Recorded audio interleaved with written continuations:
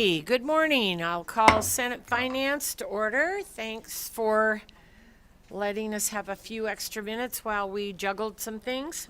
Would the secretary please call the roll? Senator Cannizzaro, Senator Goycochea, Senator Harris, Senator Neal, Senator Wynn, Senator Severs-Ganser, Senator Titus, Chair Dondero Liu. That's a great response. I don't think I did either, so thank you here. And please mark all members present as they arrive. And today we are going to do a work session and then we will recess. So lots of moving parts. And so we will start with, hang on. We will start with Senate Bill 107. And I believe Ms. Crockett is going to start us off. Thank you. Kathy Crockett, Fiscal Analysis Division. Senate Bill 107 was heard in committee on May 16th. It requires the Department of Transportation to establish a program to allow a contractor who has been awarded a contract for work on a highway to obtain a permit for the use of a law enforcement vehicle owned by the Highway Patrol that is clearly marked as such, is equipped with at least one flashing red warning lamp, and has been rendered incapable of being driven.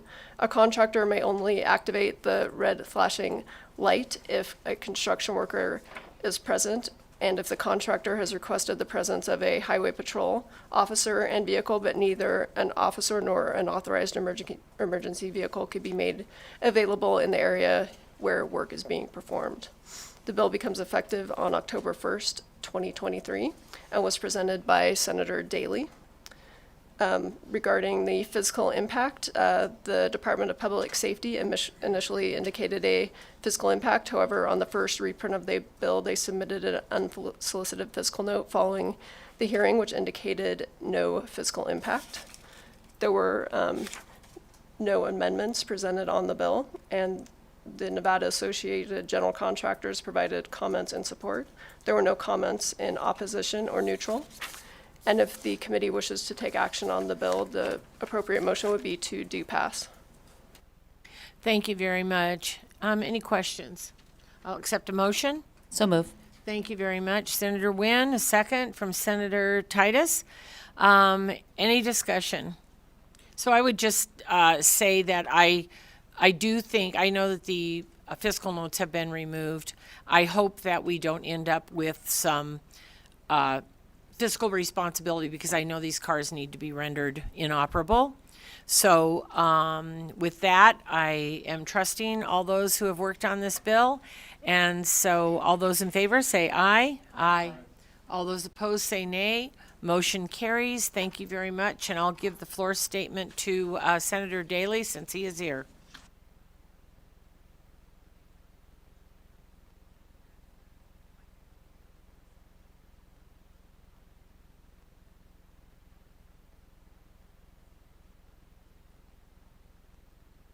And we will go on to Senate Bill 319. Thank you, Madam Chair. Wayne Thorley for the record, LCB Fiscal Analysis Division. Senate Bill 319, as introduced, was heard in Senate Finance Committee on May 20th and was presented by Senator Harris and Rick McCann from the Nevada Association of Public Safety Officers. The bill revises the definition of employee for the purpose of collective bargaining by including persons who are employed as a Category 1, 2, or 3 peace officer in the unclassified service of the state. Based off of our research and discussions with the Division of Human Resource Management and the Department of Administration, the majority of unclassified peace officers in this state are with the Gaming Control Board. However, there are a handful of unclassified peace officers in the state that are in management type positions, such as the deputy division administrator of the Division of Animal Industry, and other division or administrators or deputy administrators in a handful of state agencies that deal with enforcement or investigation.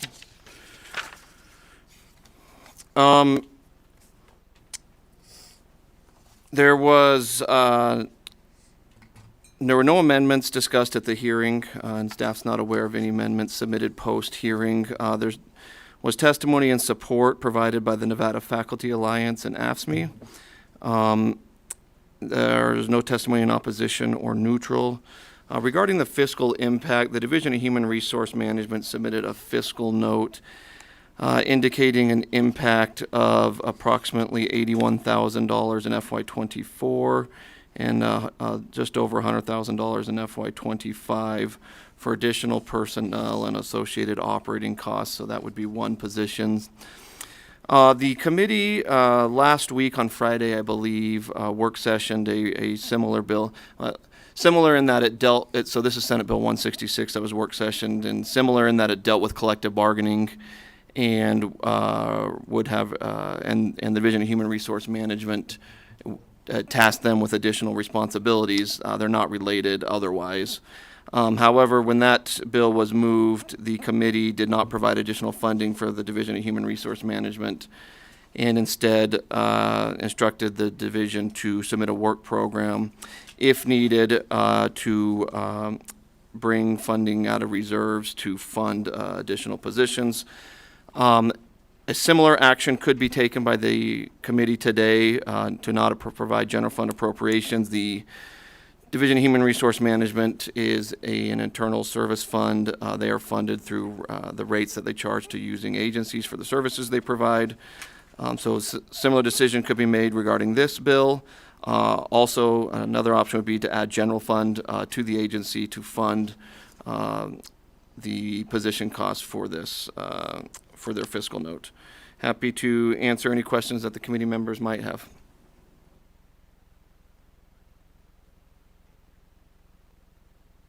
Mr. Thorley, would you confirm the amount of money that they would need to fund that position? Certainly. Wayne Thorley for the record, LCB Fiscal. According to the fiscal note submitted by the Division of Human Resource Management on March 18th, they indicate that an additional staff member to implement the parameters of the legislation would be necessary because the workload of the Labor Relations Unit would be increasing.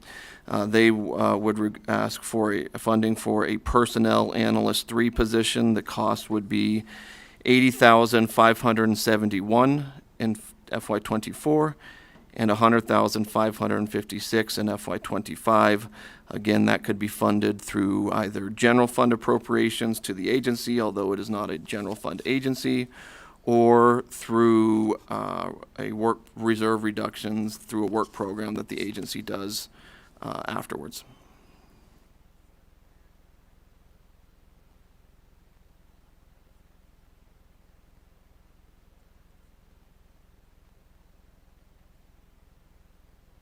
All right. If I don't see any questions, I'm sorry, Senator Gokachia, please. Yes, it's kind of early in the morning and a short night last night. But anyway, I thought this was the positions we were talking about. They were like 30 positions is all we were talking about. That seems that we're going to be touched by this.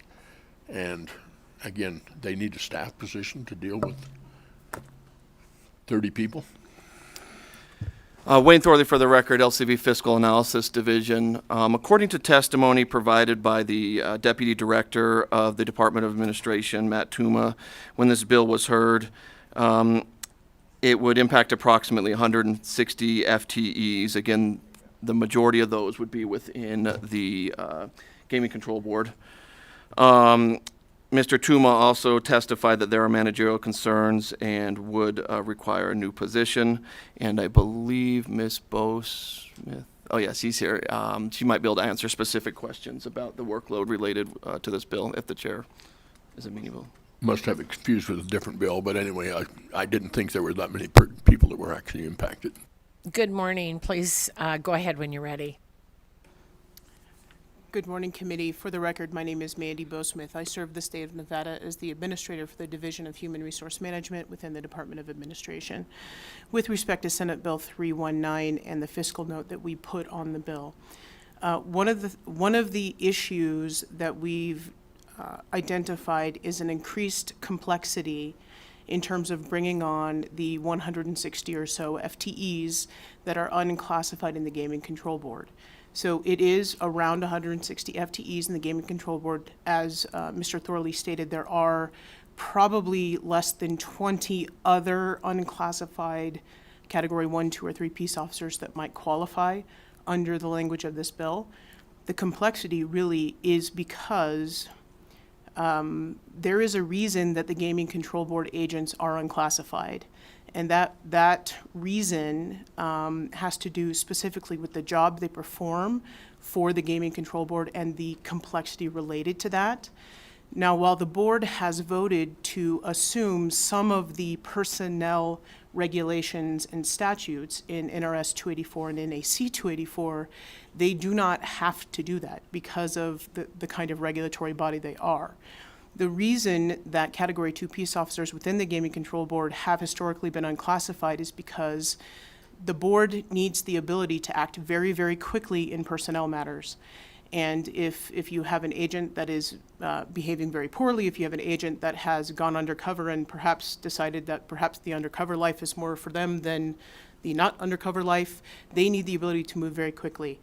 There are many issues with respect to subjects of mandatory bargaining that we would now be subject to for these unclassified employees that is going to present a very, very different and very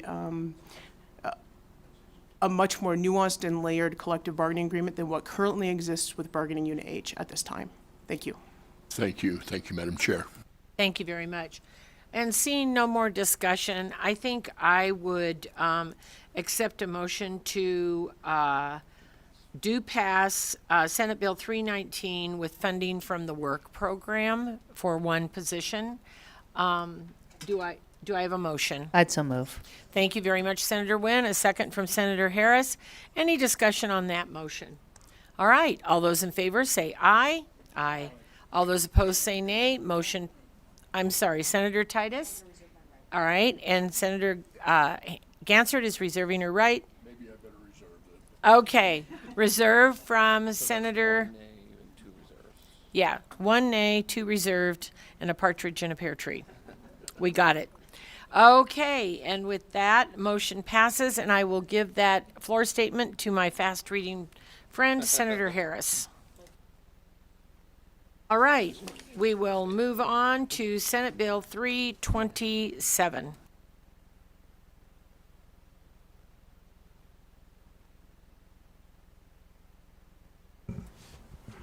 Kathy Crockett, Fiscal Analysis Division. Senate Bill 327, the first reprint, was heard in committee on May 20th. It requires a county clerk and city clerk to establish a polling place and ballot drop box within the boundaries of an Indian reservation or Indian colony, unless an Indian tribe either elects not to have the polling place and ballot box established by submitting notice to the county or city clerk, or does not provide certain information relating to the establishment of these places. The bill creates the same requirements and conditions for the establishment of a temporary branch polling place for early voting. The bill is effective October 1st, 2023. The bill was presented by Senator Orenshall, accompanied by Teresa Menendez, who identified as an indigenous organizer. There was an amendment presented on the bill that is primarily a policy amendment. It does not change the fiscal impact of the bill. The Office of Secretary of State submitted a fiscal note indicating a 2024 fiscal impact of $1,114,755 based on the cost to purchase equipment and based on the assumption that all tribal nations would not opt out of having early voting and regular voting polling places established on their land. And it was noted that actual costs might be lower if any of these entities decided to opt out.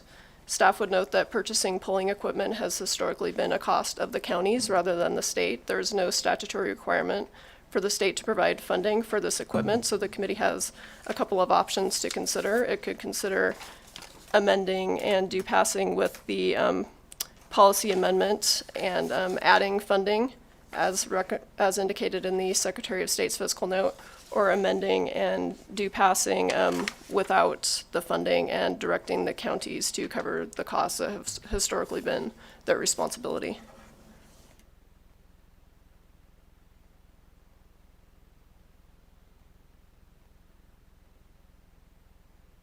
Okay, any discussion? Senator Titus. Thank you, Madam Chair. Did the, and I can't see it, did the individual counties submit fiscal notes?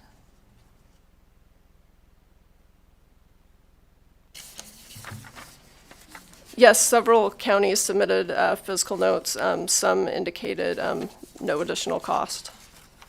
Thank And all you. those are available in Nellis. Thank you very much. Chief, would you like to clarify? Thank you, Madam Chair, members of the committee, Chief Deputy Secretary of State Gabriel DeCare for the record. So our staff did work with the counties and get a sense of what additional materials, technology, ballot drop boxes, et cetera, they would need and folded that into our fiscal note. It's possible that some of the counties may not have been their notes may not have taken into account all of the expenses accordingly. So the fiscal note from the Secretary of State's office is as if we were purchasing and reimbursing or providing all of the necessary material to each of the counties across the state. And again, we already know of a number of tribes who would be opting out from several portions of this. So this maximum fiscal impact, it would almost certainly be lower. Follow-up, Madam Chair. So with that in mind, would you, have you committed to, if you get this funding, committed to reimburse the counties if indeed this bill passes through? Thank you for the question, Gabriel DeCare for the record, Madam Chair, through you to Senator Titus. Yes, that's correct. Thanks. Just a quick follow-up, and again, I'm just going back on, but it seemed like, I know when we had the discussion, I remember one in point was in Wells, and I think there were 16 tribal members, clearly if we put a drop box. But my question is, there's a ballot drop box there, it'll be on a location. Would that be available for anyone to drop into that ballot if you were in that precinct, again, in Elko County, if you're in the city of Wells? Thank you for the question, Senator Gokachia. Gabriel DeCare for the record, yes, that is correct. These polling places would be available for anyone, but as we know, a number of these locations are incredibly remote, and as such, we expect the folks who use them most would be members of the tribes. Well, okay, I won't argue that. In rural Nevada, you go where you can find it. Thank you. Thank you very much. And I think my opinion is that I feel like actually the counties should be bearing this responsibility because that's where the voting takes place, whether it's on a tribal land or a regular urban area. So if there isn't any more questions, Senator Ganser, did you have something to say? Thanks, Madam Chair. The fiscal notes are just substantially different. One's 1.1 million, the other ones, if you add them up, they're like 170,000. So, but you did say it's responsibility of the counties to do it. So I don't know if we need to set any money aside or not. So my motion would be, if it's choose to be accepted, I would move to amend and to pass without funding and allow the counties to take care of that. So if I have a motion, I would accept. So moved as stated by the chair. Thank you so much. Senator Wynn, a second by Senator Canizaro. Any discussion on that particular motion? Seeing none, Senator Gokachia, I'm sorry. No, thank you, Madam Chair, and I'm going to support this because I do believe because of that flexibility, the county can put it in place and then make sure it fits, comply with this statute, but maybe also be beneficial for some other rural communities. Okay, thank you very much. Well, with that, I'll say all those in favor say aye. Aye. All those opposed say nay. Motion passes, and I will give the bill's floor statement to Senator Orenshaw, and we will move on. We are on Senate Bill 364.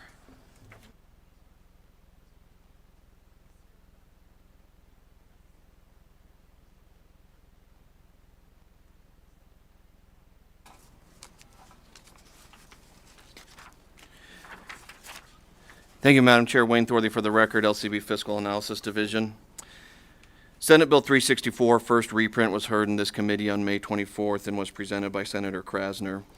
The bill requires that if a law enforcement agency goes to a location where human remains are found that are reasonably believed to be a native Indian, the law enforcement agency, as part of an investigation, is required to communicate with a representative of an Indian tribe located within the county where the remains are found, or notify the Office of Historic Preservation of the State Department of Conservation and Natural Resources. Additionally, the bill requires the Office of Historic Preservation within DCNR to adopt regulations pertaining to the protection of Indian burial sites and historic and prehistoric sites, and requires that the regulations be adopted no later than December 31st, 2023. Effective date is upon passage and approval. The Office of Historic Preservation within DCNR submitted a fiscal note on the bill. However, based off of testimony at the bill hearing, the department no longer believes the bill would have a fiscal impact. And this is because of an amendment that was presented on the when the bill was heard. Members should have a copy of this amendment at their desk. It's also online on Nellis. It's from Senator Krasner, dated May 24th. The amendment would make a couple minor changes. It would strike the word communicating to consulting in a couple locations, and then some cleanup language related to the adoption of regulations. There was testimony provided in support from several Nevada tribes and the Nevada Republican Club. There was no testimony in opposition. Director Settlemeyer with the Department of Conservation and Natural Resources provided neutral testimony and confirmed that the amendment as presented by Senator Krasner would remove the fiscal note. If the committee wishes to move this bill with the amendment presented, appropriate action would be to amend and do pass. Happy to answer any questions. Thank you very much. Any questions on Senate Bill 364? All right, seeing none, I would accept a motion for amend and do pass. Senator Canizaro, second from Senator Wynn. Any discussion on that motion? Okay, all those in favor say aye. Aye. All those opposed say nay. Thank you very much, and I will hand that floor statement to Senator Wynn.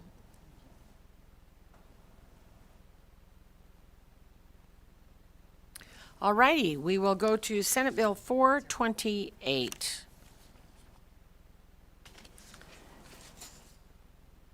Kathy Crockett, Fiscal Analysis Division.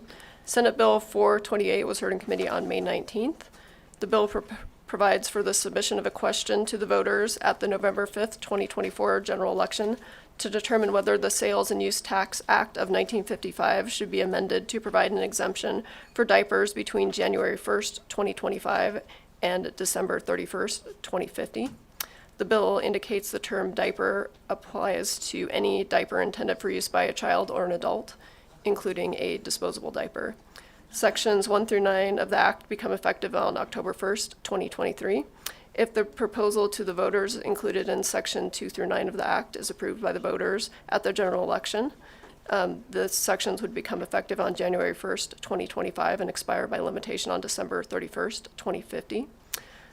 Regarding the fiscal impact, the Department of Taxation indicated a decrease in revenue to the general fund of $5.9 million in fiscal year 2025 and $25 million over the upcoming biennium. Various local governments submitted fiscal notes indicating a loss of sales tax revenue. The bill was presented by Senator Flores, accompanied by the Director of Baby's Bounty. Testimony and support was provided by the Nevada Disability Action Coalition and SEIU 1107. There were no comments in opposition or neutral, and no amendments were presented on the bill. If the committee wishes to take action on the bill, the motion would be to do pass.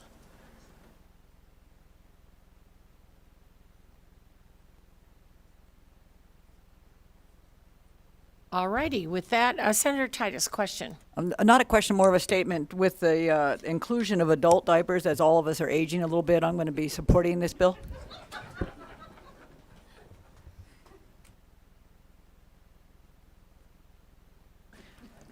Thank you, Senator Titus. You know, sometimes you just have to have a little humor around here. All right, any other comments about this particular bill? Thank you very much. I'll accept a motion. Do pass. Senator Titus, do pass. Second. Second from Senator Wynn. Any discussion on the motion? All those in favor say aye. Aye. All those opposed say nay. Motion passes, and I'll give the floor statement to Senator Floor. Would you like that, Senator Titus? You've got it, Senator Titus. It's yours. It's all yours, with a box of diapers. All righty. We will move on to Senate Bill 443.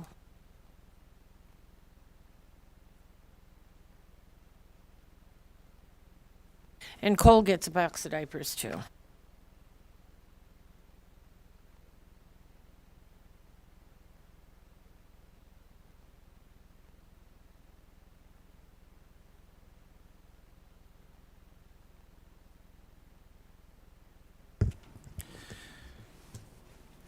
Thank you, Madam Chair. Senate Bill 443, first reprint, sponsored by the Committee on Legislative Operations and Elections, was heard in Finance on May 18, 2023, and was presented by Senator Orenshaw. The bill in its current first reprint version revises provisions relating to provisional ballots and proof of voter identity when registering to vote, and revises provisions relating to voter registration preceding an election. Additionally, the measure requires the DMV to have extended hours of operation in counties with a population of at least 100,000 during certain periods preceding the deadline to register to vote by mail for certain elections and following the day of certain elections.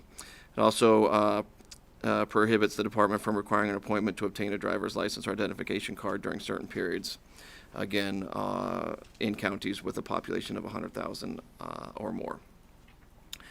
The effective date is upon passage and approval for the purpose of adopting regulations and performing any other preparatory administrative tasks, and January 1, 2024 for all other purposes.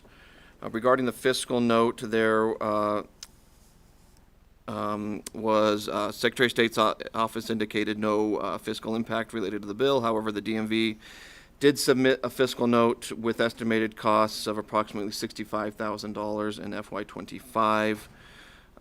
And related to overtime for staff for extended operating hours during the periods required by the bill, as well as additional security services for their contract security service. Testimony and support was provided by All Voting is Local Action, Silver State Voices, Campaign Legal Center, the opposition from the Independent American Party, and the Nevada Republican Party. There was no testimony in neutral. There was an amendment submitted after the hearing, so this was not discussed during the hearing, but subsequent Senator Orenshaw submitted an amendment. It's available on Nellis, should be available at your desk too. It's dated May 26, 2023. The amendment makes some corrections to statutory references and other changes, however, that based on staff's reading would not affect the fiscal impact. Generally, the state does not budget for overtime and asks state agencies to fund any overtime accrued through their any budget savings that they have. If the committee wishes to address the fiscal note from the DMV, again, the estimated total fiscal impact FY25 was approximately $65,000. That would come from the highway fund. The majority of that is for overtime. The piece related to additional security services is only $15,449. If the committee chooses just to fund that, that's what that cost would be. Again, the whole thing is $64,556. Happy to answer any questions that the committee members might have regarding the amendment or the fiscal impact. Senator Titus. Senator Gansert. I don't have questions. I heard this bill in my jobs, and I still have issues with the threshold for proving that you're a resident, so I'm going to be a no on it. Thanks. Thank you very much. Senator Titus as well. Senator Gokachia as well. Well, yes, but I want a clarification. I'm really concerned about the 60-day time frame, the way the labor market is today. I can have 3 jobs in 60 days and paychecks to prove it. And so I think the way this is structured, you could register to vote in several jurisdictions. Thank you very much.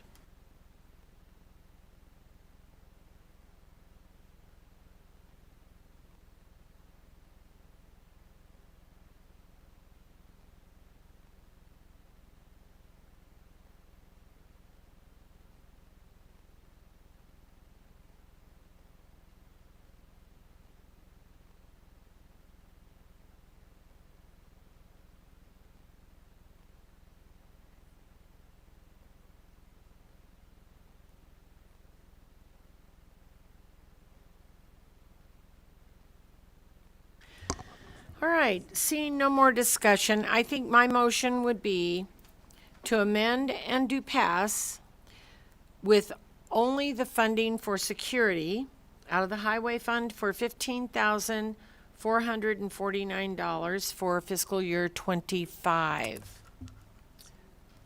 So moved by Senator Canizaro, second by Senator Wynn. Any discussion on that particular motion? All those in favor say aye. Aye. All those opposed say nay. Nay from Senator Titus, Senator Gokachia, and Senator Gansert. All right, with that, motion passes, and I will give the floor statement to Senator Orenshaw. Thank you.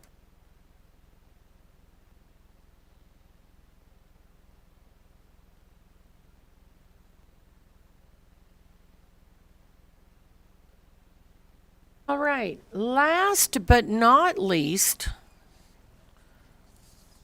one of the troublemakers in the building, Senate Bill 233.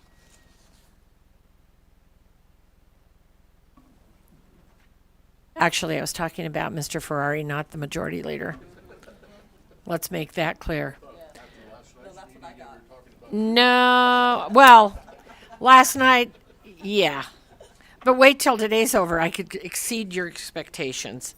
Alrighty, so we will go to Senate Bill 233. Kathy Crockett, Fiscal Analysis Division.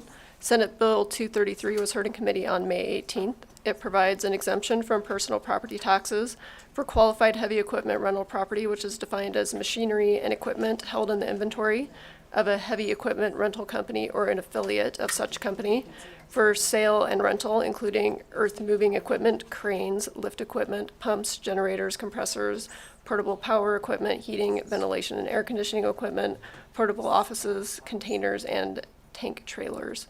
The bill additionally imposes a new tax at the rate of 2% of the gross receipts from the rental of this heavy equipment, which is to be administered by the Department of Taxation. Proceeds from the tax are to be distributed to the recipients of property taxes in the taxing district where the rental occurred. Sections 1 through 40 of the bill become effective upon passage and approval for preparatory administrative tasks and on July 1st, 2024 for all other purposes. The bill was presented by Senator Canizaro, and there was discussion that only 6 states currently have Nevada's structure for this tax type, and the intent of the change is to be revenue neutral. There was an amendment presented at the hearing, and that was mock-up 3657, and that is primarily a policy amendment. There was discussion as to whether the amendment might change the fiscal impact presented by the Department of Taxation, and the Department of Taxation indicated there was no change. The fiscal note submitted by the Department of Taxation indicates a cost of $383,790 in fiscal year 24 and $350,023 in fiscal year 25, and the department noted that this would establish a new tax type which would require additional staff and system programming. The agency has indicated 2 management analysts and 1 IT technician and associated operating costs would be necessary, as well as MSA programmer costs for system changes. There was testimony in support on the bill provided by the Associated Builders and Contractors of Nevada, the Independent Businesses Association, the Las Vegas Chamber, and the Nevada Trucking Association. Comments in opposition were provided by the Nevada Association of Counties, Washoe County, Clark County, the Clark County Assessor, and the Nevada Assessor Association representative. Neutral comments were provided by the Department of Taxation. If the committee wishes to take action on the bill, the appropriate motion would be to amend and do pass with the mock-up amendment presented, as well as funding to support the Department of Taxation's costs.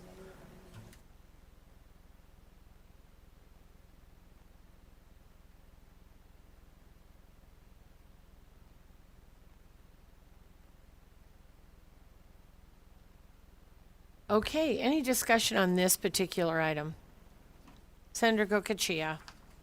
Thank you, Madam Chair, and I know there's a lot of moving parts in this particular bill, but in reality, I don't believe, especially when we get into the smaller rural jurisdictions, I don't believe the assessors they probably capturing those big pieces of equipment, but the smaller mid-range, i.e. backhoes and stuff, I don't think they're being caught up in this, and I can understand why maybe Clark and Washoe County would be concerned about it, because right now they're getting the revenues for those because they're based in that yard. But with this bill, I really believe it would allow, on that date, it would allow the rural county, I mean, the equipment rental company is going to sign, that's where the piece of equipment's going, and would assess a tax. I think it is beneficial for some of the smaller rural counties that typically wouldn't capture it. Sure, they all get a big drill rig if it's worth 20 million when it shows up, or maybe occasionally a huge cat, but a lot of the smaller end stuff equipment that's being truly rented into these jurisdictions is not being captured. I know the assessors will tell you they are, but it's pretty difficult to do. So I think I'm going to support it. Okey doke. Thank you. Senator Titus, anybody else? Senator Gansert? I'm going to reserve my right on this one, thanks. Perfect, thank you. Senator Neal? I'm a no on this bill. I'm sorry, I didn't hear you. I'm not voting for this. Okay, thank you. I just want to make sure I heard that. All righty, so with Senator Harris, Thank you, Chair. I'm going to reserve my right as well. thank you very much. All right, with that, I will accept and amend and do pass with the mock-up and support the taxation cost. So Senator So Wynn, move. thank you very much. Second by Senator Titus. Any discussion on that motion? All those in favor say aye. Aye. All those opposed say nay. Thank you very much. Motion passes, and I'll give the floor statement to Senator Canizaro.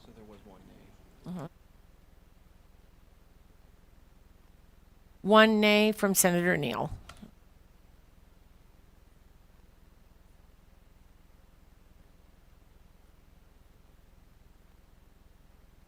All right, with that, we have finished our work session for this group this morning. We are going to recess. We will be meeting again today. I just cannot promise you whether it will be 1:30, 2:30, 4:30. Oh, it won't be 4:30 because we have Congresswoman Lee coming this. Oh, she did. Okay. So we don't have Congresswoman Lee. So it could be a 6 o'clock. So anyway, we will get back to you. Stay tuned. Sorry I can't be any more defined than that, but fiscal and legal and ourselves have a little bit of work to do, and then we'll reconvene. So we are in recess.